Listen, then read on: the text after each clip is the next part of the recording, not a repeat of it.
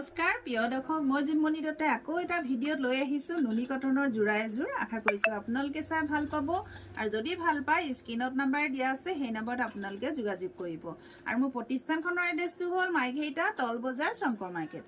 আহকচোন দেখাওঁ চাওকচোন দেখিছেনে নুনি কটনৰ যোৰা এযোৰ দেখাব লৈছোঁ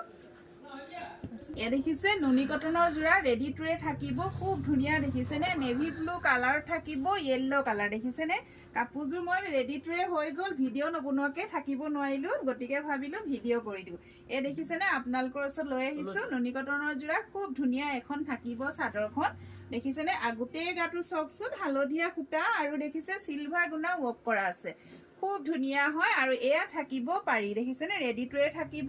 আৰু লগত থাকিব এখন মেখেলা লগত থাকিব এখন মেখেলা আৰু এয়া থাকিব দেখিছেনে এনেকৈ মেখেলা ৰেডি টু কৰা আছে এয়া এখন মেখেলা হ'ব আৰু এয়া হ'ব ব্লাউজ পিচ এয়া থাকিব ব্লাউজ পিচ এনেকৈ হাতৰ স্লিপছত এটা পাৰি দিছে আৰু এই কাপোৰযোৰ আপোনালোকে যদি ল'ব বিচাৰে তেনেহ'লে ল'ব পাৰিব কাপোৰযোৰ প্ৰাইচ থাকিব 2350 টকা